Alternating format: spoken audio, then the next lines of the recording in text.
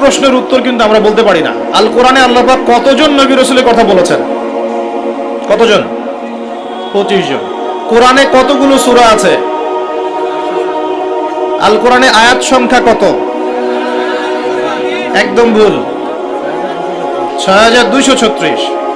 তো শুনুন, এই যে বেসিক প্রশ্ন, কমন জিনিসগুলো যারা আমরা জানি না, অথচ আমরা মাশাআল্লাহ বলিউড, হলিউড, খেলাধুলার জগৎ সব একাকার করে ফেলেছি।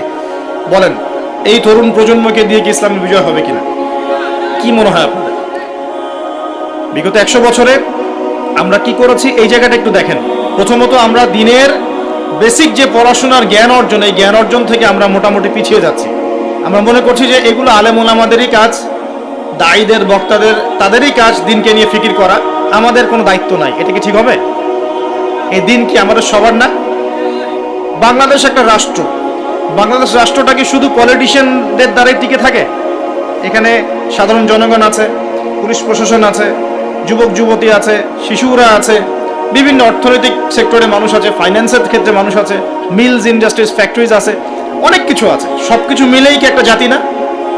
এখন যদি মনে একটা অংশের মানুষ দায়িত্ব ছেড়ে দেয়, শুধু প্রশাসন বলে যে আমরা দায়িত্ব পালন করবো না, আপনারা বোঝেন, তাহলে এই পুরো দেশের সিস্টেমটা কলাপস করবে না?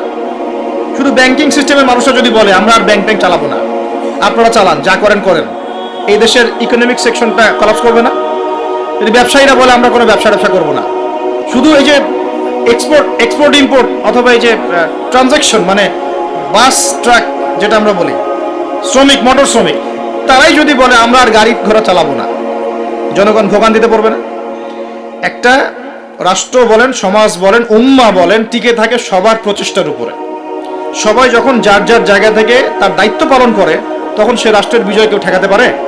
কেউ পারবে না ইনশাআল্লাহ। একই জিনিস উম্মার ক্ষেত্রে। আমরা যদি মনে করি যে আমরা এটা আলেম ওলামাদেরই কাজ, হ্যাঁ, হাফেজে কোরআন তারাই কোরআন চর্চা করবে, যিনি মুফতি মুহাদ্দিস তারাই ইসলাম নিয়ে পড়ে থাকবে, আমরা কিছু জানি না, তাহলে সমস্যা। আমাদের বেসিক জ্ঞান সবাইকে অর্জন করা উচিত। রাসূল সাল্লাল্লাহু আলাইহি ওয়াসাল্লাম বলেন, তালাবুল ইলমি ফরিদা আলা কুল্লি মুসলিম। প্রত্যেক মুসলমানের উপরে দ্বীনের জ্ঞান অর্জন করাটা ফরজ করা হয়েছে। আমরা কি পড়াশোনা করবো ইনশাআল্লাহ? একটু বেসিক পড়াশোনা করবেন, কোরআন পড়াটা শিখুন। অন্ততপক্ষে নবী সাল্লাল্লাহু আলাইহি ওয়াসাল্লামের 40টা হাদিস মুখস্থ করেন। বেসিক কিতাবগুলো পড়েন, যেমন রিয়াদুস সালেহিন, বুলুগুল মারাম, মিশকাতুল মাসাবি, হাদিসে আরবাঈন, ফয়জুল কালাম, বেসিক বইগুলো একটু পড়ার চেষ্টা করেন। নবীর সিরাতগুলো পড়েন, ইসলামের ইতিহাসগুলো পড়েন, আকীদার বইগুলো পড়েন। এরপরে আপনি কোনো মাসআলায় ঠেকে গেলে ইমাম সাহেব আছেন, আলেম আছেন, মুহাদ্দিস আছেন, মুফতিরা আছেন, তাদেরকে জিজ্ঞাসা করবেন।